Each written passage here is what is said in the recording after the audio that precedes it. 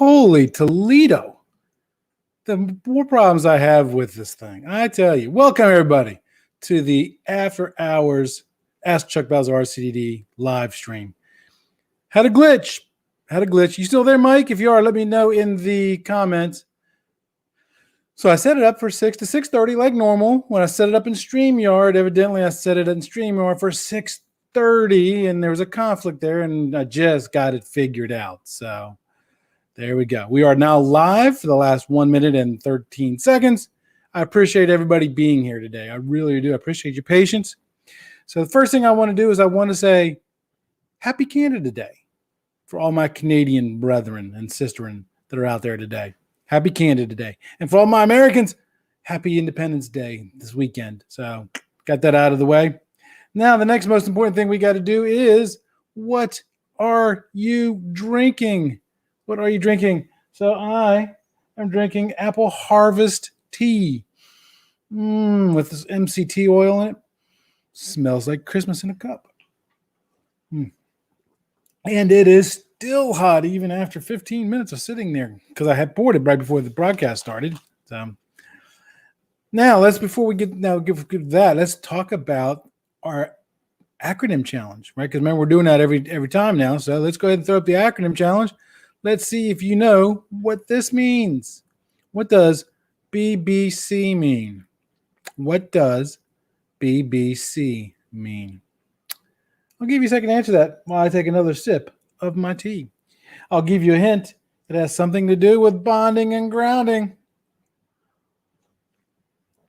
It has something to do with bonding and grounding. What does BBC mean?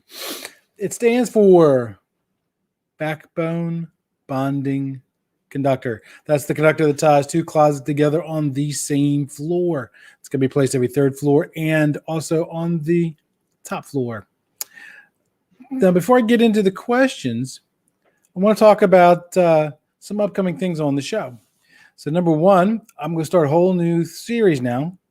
And I don't know how often I'm going to do it, but it's going to be my contractor highlight series. So every predetermined period of time, which I still got to figure out what that is, I'm going to pick a contractor and I'm going to reach out to them and see if they want to be on the show, and then I'm going to interview them. I already did the first one today. So watch for the show that's going to go out on Monday. I know Monday's a holiday, but it'll be scheduled to be posted on Monday, both YouTube and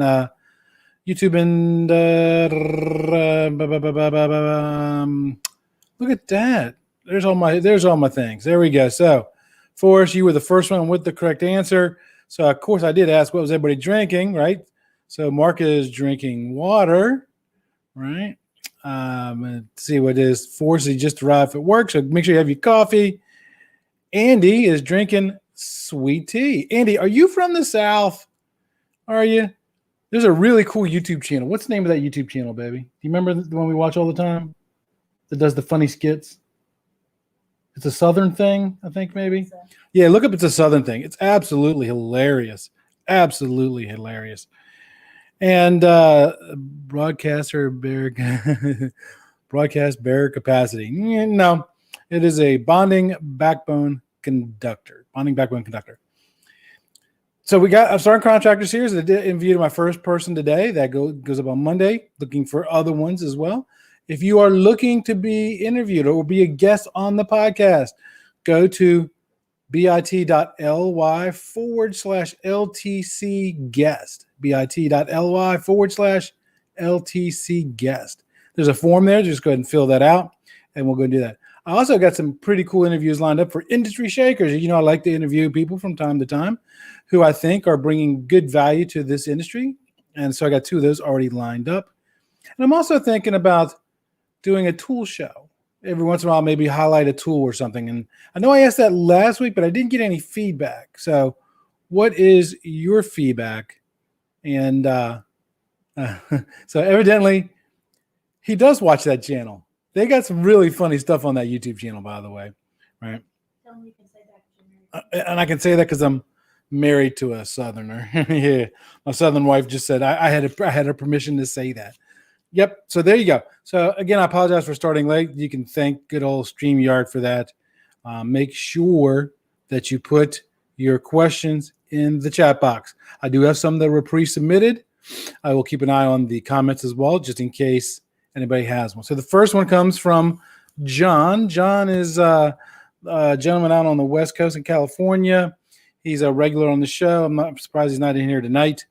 And he has a question from one of his students. And his question is, when installing fiber inside of innerduct, do the J-hooks still have to be 4 to 5 feet apart?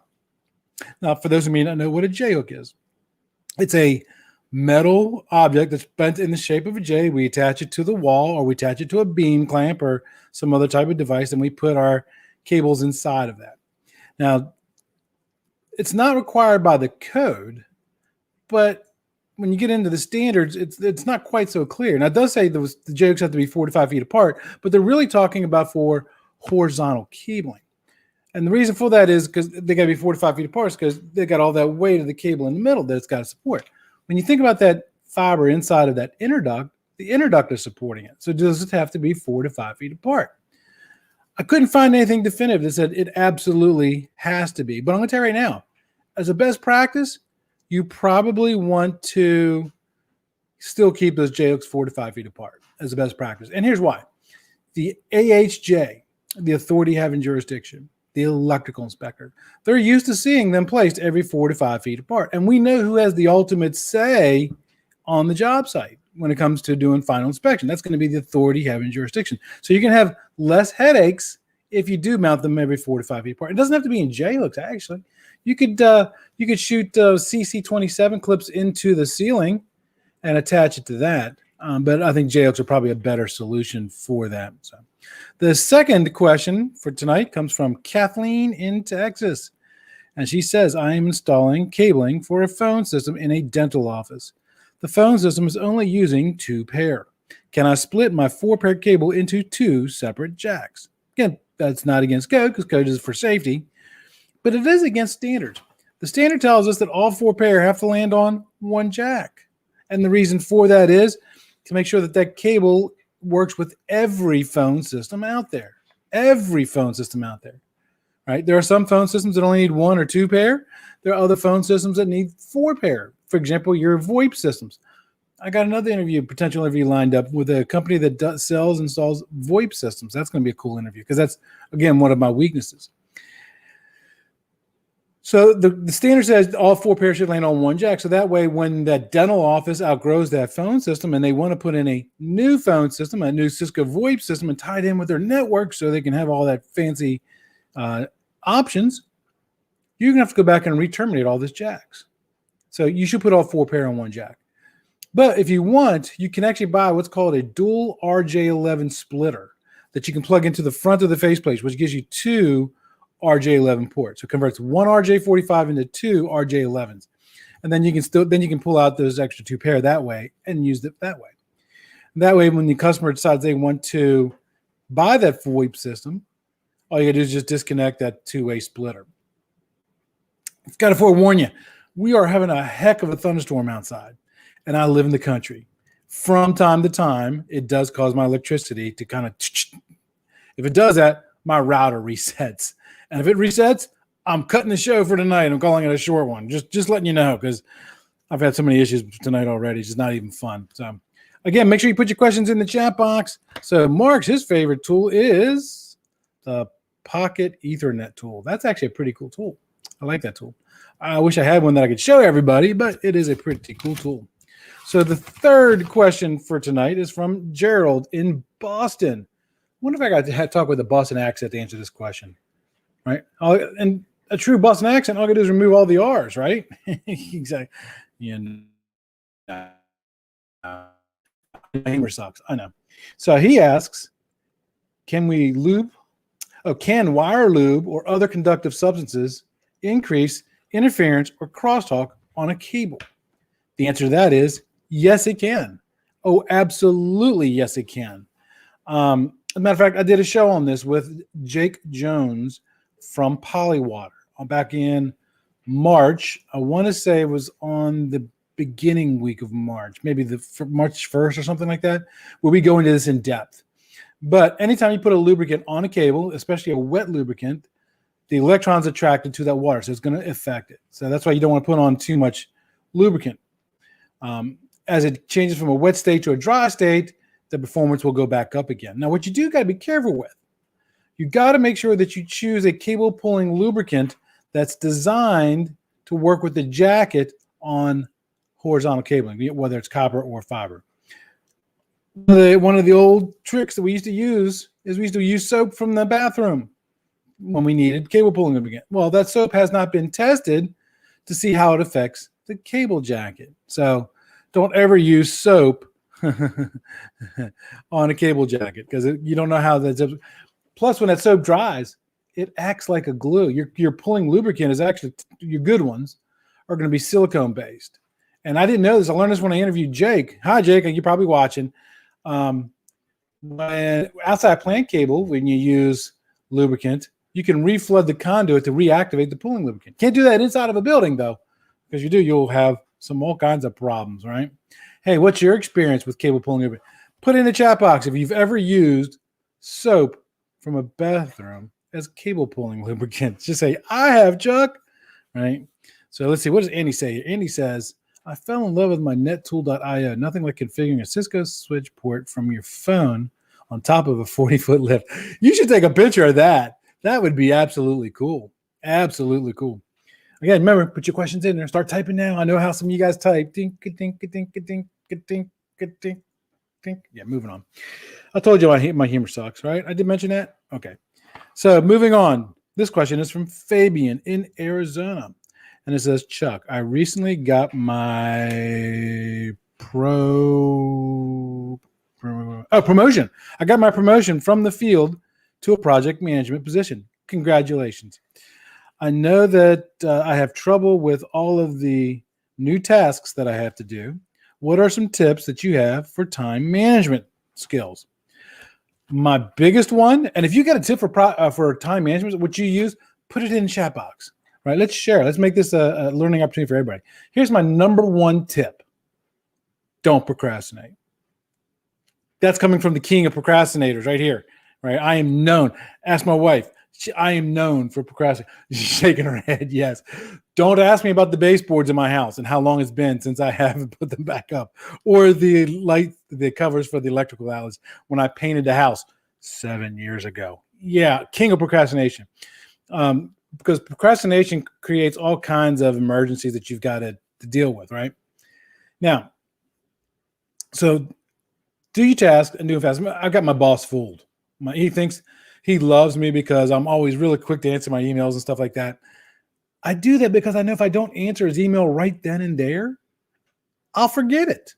And then I'll procrastinate, and then it'll be 3, 4, 5 days later. So I answer my emails like bam, bam, bam, bam, with at least to him. Other people, I'm not quite so fast, but him and the critical people, I do answer really, really quite a way, right?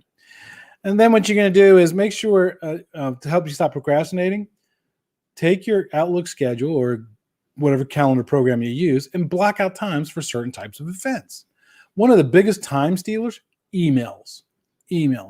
So what you do is you just block out 30 minutes or 15 minutes or an hour, however much you think you need, once, twice, 3 times a day, and that's only for responding to emails instead of having your email application open all day. Because if you have your application open all day and then a little thing pops up, says ding, and you got an email, well, when you stop what you're doing, you click open the email, you respond to the email, and you go back, it's going to take you longer to reacclimate your brain to get back to doing the original task if you stayed on that task. Does that email really need to be responded at that very point in time? And again, there goes my watch again. I think this thing goes off every single show I have, doesn't it? Say yes or no if it does. I got 2 watches, the one on my arm and my Garmin right there. I should put that one in the bathroom. Not the bathroom, but the bedroom. So that way it doesn't do that anymore. So yeah, don't block out certain times for yourself, and then maybe dedicate certain times of the day to work on other tasks as well. That's going to help with that, right? So when you use your calendar, again, that previous tip that I told you is going to really help you out a lot. And you also can set yourself up reminders. I do this all the time. For example, when I have an interview coming up, I set up not 1, but 2 reminders. 2 reminders. One about 10 minutes out, one about 30 minutes out. Because I know the 30-minute one that will tell me, and then I'll forget about it, and then the 10-minute one will come up again, and boom, oh yeah, that's right. I did have an appointment, right? Right. And So you really want to block out the time, especially if you're going to be an estimator or project manager, because you're going to be dealing with some tasks that you really need to make sure that you're aware of. So the next one is prioritize your tasks. So it's everything you got to do, write down that list, right? Write down a list of your to-do list. And then next to each task, put a letter A, a letter B, a letter C, and a letter D, right? It's that simple. So anything that's labeled A, and the A stuff should be stuff that's highest priority. In other words, it has the biggest risk if you don't do it right now, right? So for example, I'll give you an example as a project manager would qualify as an A for me. Processing my text timesheets. Because if I don't approve them and get them in, techs don't get paid. And they get pretty upset when they don't get paid. So that would be an A task for me. There's the original cable dog here in the back. She's actually behaving tonight. That wasn't the case 10 minutes ago. So then you have the B task. So the B task is anything with medium priority, right? So medium priority means you should do it, but the consequences are lower if you don't do them. I'll give you an example for that one as well. Let's say you're an estimator and you're working on a bid, and the bid's not due for another week, another 10 days. And you're working on the bill of materials, and all of a sudden you get a phone call comes in, and you got to go run out to do a walkthrough somewhere else. Do you really have to get that bill of material out today, or can it go out tomorrow? Right? That would be a B, because if it goes out tomorrow, the bid's still 7 to 10 days away. That's still plenty of time. And if you submit it now, that gives your distribution time to process it and price it, and usually by the time you get back, it's ready to go. Now, if you keep putting off those B tasks, they do become A tasks, and then you got to do them immediately, or otherwise you're going to have problems. And then the C tasks is going to be something with no risk to it at all, very low probability. It's kind of like some people call it filler work, right? Now, what you're going to do, for example, I'll give you an example for that one. So when I was a project manager, I used to like to label my files, so that way they were neat and legible.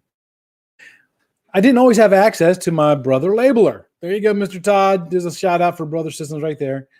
I didn't always have access to my brother labeler. I want to buy one of the new ones too, by the way.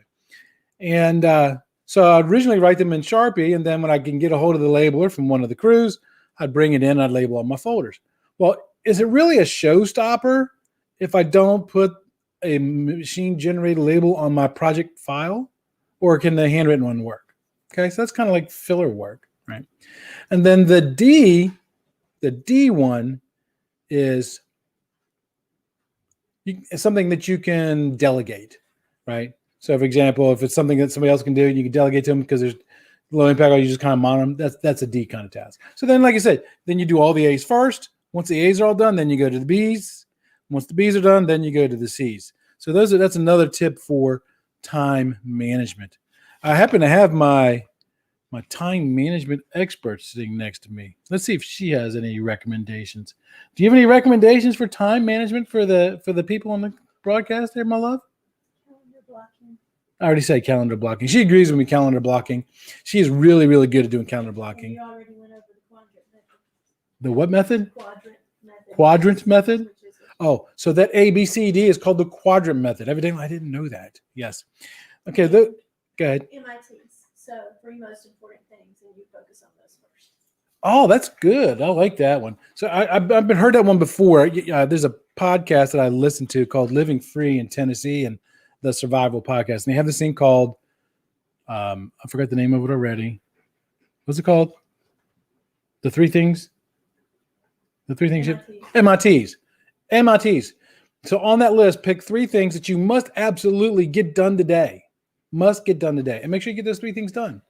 Most important things. MITs. That's what MIT stands for. There you go. There was one more question. Everybody's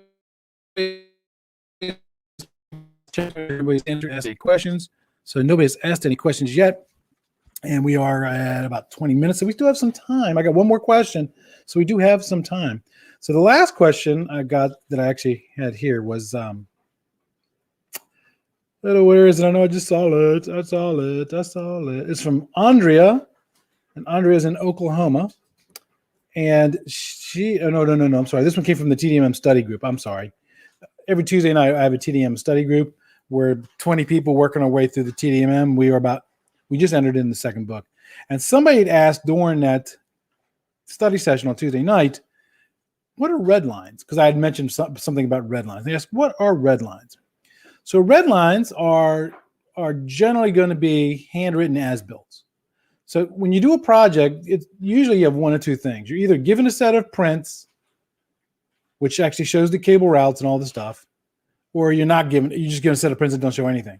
So if you're given a set of prints that has the cable routes on there, you're going to make, if you deviate from that print, you're going to take a red marker or red Sharpie or red pencil, and then you're going to go ahead and highlight where the new routes are. And then you can turn that into the CAD operator, and then they will go ahead and help the CAD operator to update those, right? So that's what's called a red line. In the if you're just given a set of prints that don't have the cable pathways and stuff, then you got to draw them in, and you're going to use red. Now, the reason I use the color red is because think about the old days when you were back in school and you turned in that paper, and the teacher, she just circled all the spelling mistakes and all the past and present tense and all that fun stuff. So what color pen or pencil did they use? I'll give you a second to answer that one. Typically red, right? Yeah, so that's why it's called red lines. There you go. There you go. So those are what red lines are. Let me check the chat box here. So let me see. Thanks for all the videos. Really helped our PMO team and lead techs. Very cool. Very cool. I like that. And he's never heard of red lines. So like I said, some people call them as-built, some people call them red lines, stuff like that. So there you go. And that was the last question that I had today. Did I miss one? Let me double check. Installing fiber, installing cable for the phone system. Yep. I got asked another question in a class this week, and I don't remember who asked, so I can't tell you who the person's name was. And I'm going to paraphrase the question. And I actually got the question wrong the first time they asked this. So they asked if they had category 5E cable inside of a conduit, could that conduit be placed right next to another conduit with high voltage electric? Because after all, we teach that the two ways to get rid of EMI are separation or metallic barrier. The correct answer to that is no. You have to have at least 6 inches of vertical space between any horizontal cable that's inside of a conduit from an electrical cable that's in a conduit per the standards, especially if it's a high voltage cable. When you look at the charts, the more voltage and the more circuits that are on that branch circuit, the further away you got to separate from that. So that was actually, I thought that was a great question that got asked in class this week. There you go. So that was the last question I have. Nobody has typed in any new questions. Okay. All righty. So remember, next Thursday night at 6 p.m., I promise I'll set it up correctly next week, not the conflict between 6 and 6:30 like I did today. So until next time, everybody, be safe.